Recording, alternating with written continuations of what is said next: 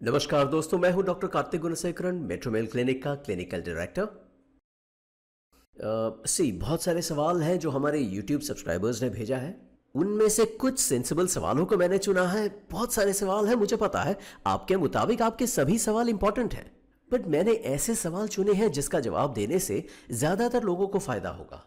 अब उसमें से एक व्यक्ति का सवाल ये था कि डॉक्टर, क्या हम जिंगा गोल्ड नामक दवाई का इस्तेमाल कर सकते हैं? ये एक्चुअली इस मेडिसिन के बारे में मैंने सुना है। इनफैक्ट इसकी एडवर्टीजमेंट मैंने देखी है, और तो और थिएटर में इनकी ऐड चलती रहती है। इसका एक टैकी टैगलाइन है, एक डाला तो दूसरा मिलेगा, ऐसा कुछ है। मैं स्पेसिफिकली किसी दवाई के बारे में नहीं बोलने वाला हूँ, पर आज हम चर्चा इस विषय पे करने वाले हैं कि आमतौर पे सोशल मीडिया पे या फिर किसी न्यूज़पेपर में कोई ऐड देखकर, कुछ लिखित देखकर, या फिर रेडियो में कुछ सुनकर, और सिर्फ उसके आधार पर क्या आप कोई दवाइयाँ ले सकते हैं, और वो भी यौन संबंधित, सेक्सुअल रिलेटेड, सेक्स के विषय में कोई दवाइयाँ ले सकते हैं या नहीं। ये है आज का टॉपिक। ठीक है, तो ये एक बहुत बहुत इंपॉर्टेंट टॉपिक है। देखिए, आप तो जानते ही हैं, आज के ज़माने में पूरी दुनिया सिमट गई है। सब कॉन्टिनेंट्स एक हो गए हैं, प्योरली बिकॉज ऑफ इंटरनेट। अब इंटरनेट के चलते कोसों दूर अमेरिका में या फिर आयरलैंड में जो भी हो रहा है उसे यहाँ भी फॉलो किया जा सकता है। अब इसमें फायदे तो बहुत हैं, साथ में प्रॉब्लम्स भी हैं। उसमें एक प्रॉब्लम यह है कि लोग गलत दवाइयाँ ले रहे हैं, वो भी डॉक्टर से कंसल्ट किए बिना। ठीक है, स्पेशली सेक्सुअल हेल्थ, यानी पोर्नोग्राफी के बाद। पोर्नोग्राफी के बाद अगर कोई मल्टी बिलियन डॉलर इंडस्ट्री है तो वो है फार्मा इंडस्ट्री, यानी दवाइयाँ बेचने वाला जो व्यापार है, वो सबसे ज़्यादा रेवेन्यू जनरेट करने वाला फील्ड है। और साथ में आप ये भी जानते हैं कि पुरुष जो है सेक्स को लेके इतने स्ट्रेस्ड और टेंशन में रहते हैं, अगर सेक्सुअल प्रॉब्लम्स हो जाती है तो अब जैसे तैसे इनको टारगेट करके विज्ञापन दिखाते हैं कि कैसे लिंग को बड़ा किया जाए, कैसे स्टैमिना इंप्रूव किया जाए, कैसे टाइम प्रोलॉन्ग किया जाए, कैसे हार्डनेस को इंप्रूव किया जाए, कैसे इरेक्शन को इंप्रूव किया जाए। ऐसी कई दवाइयां हैं इंटरनेट में। अब इसमें सबसे ज़रूरी बात यह है कि पहली बात यह है कि आपको यह भी नहीं पता कि आप कौन सी दवाई ले रहे हैं। ज़्यादातर लोग उसके फैंसी नेम से लेते हैं, पर उसके पीछे आप देखेंगे तो 1 2 3 उसका कंटेंट लिखा होगा। पर क्या सच में ये कंटेंट उस दवाई में है कि नहीं, ये बात जो है हम ज़्यादातर नहीं जान पाते हैं। क्योंकि देखिए, सबसे पहले तो आपको ये समझना है कि लिंग की शक्ति यानी इरेक्शन प्रोड्यूस करने वाली एक ही दवाई है, सिल्डेनाफिल। सिल्डेनाफिल मतलब जो pre defined inhibitor group medicine में आती है, जो यानी Viagra, commonly known as Viagra. पर बगैर इसके डेफिनेटिव इरेक्शन प्रोड्यूस करना बहुत बहुत मुश्किल है।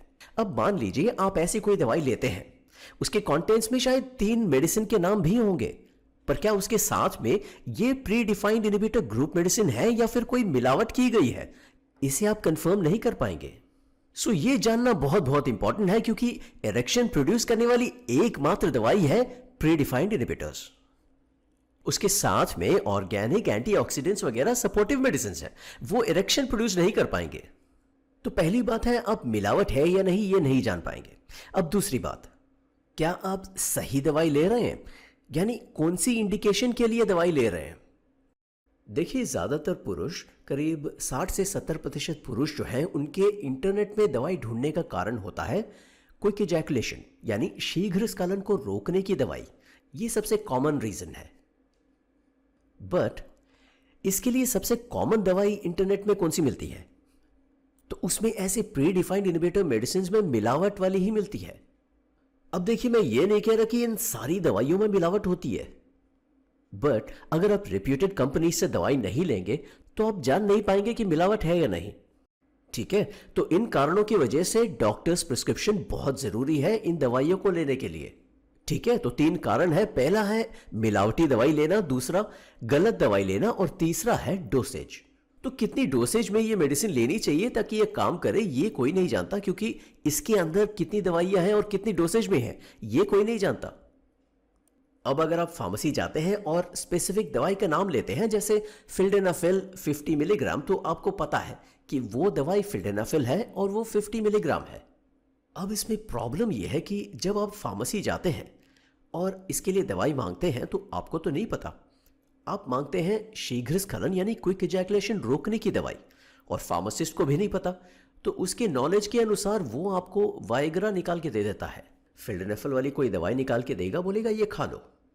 अच्छा, आपने उससे कौन सी दवाई मांगी? क्विक इजैकुलेशन रोकने की, पर उसने कौन सी दवाई दी? इरेक्शन प्रोड्यूस करने वाली। दोनों अलग है। तो ऐसा बहुत सारा कंफ्यूजन है। तो कुछ दिन इन मेडिसिन को लेने के बाद अगर बिना मेडिसिन के सेक्स करने की कोशिश करोगे तो पहले जो इरेक्शन मिलता था वो भी नहीं मिलेगा। तो कृपया करके सिर्फ इंटरनेट में देख के ऐसे कॉम्प्लिकेटेड मेडिसिन मत लीजिए, वो भी सेक्सुअल मेडिसिन तो बिल्कुल नहीं। आप जनरली ले सकते हैं, जैसे प्रोटीन पाउडर, शेक्स, एंटीऑक्सीडेंट्स, इसमें कोई समस्या नहीं है। बट अगर आप स्पेसिफिकली सेक्सुअल कारणों के लिए जैसे साइज इंप्रूव करना है, तो साइज इंप्रूव करने के लिए तो दवाई है ही नहीं, या फिर इरेक्शन इंप्रूव करने के लिए, तो इन कारणों के लिए आपको इंटरनेट में दवाई नहीं लेनी चाहिए, क्योंकि स्पेसिफिकली अगर वो कंपाउंड है तभी वो मेडिसिन काम करेगी। तो बॉटम लाइन ये है कि डॉक्टर के कंसल्टेशन के बिना इंटरनेट में जाके या फार्मेसी में जाके इरेक्शन के लिए या फिर शीघ्रस्खलन रोकने के लिए या फिर लिंग के साइज को बड़ा करने के लिए खुद दवाइयां कृपया करके मत लीजिए। ये है आज का टेक होम मैसेज, ठीक है? और कोई सवाल होगा तो कमेंट सेक्शन में लिखिए, मैं जरूर जवाब दूंगा। Okay, stay safe, bye.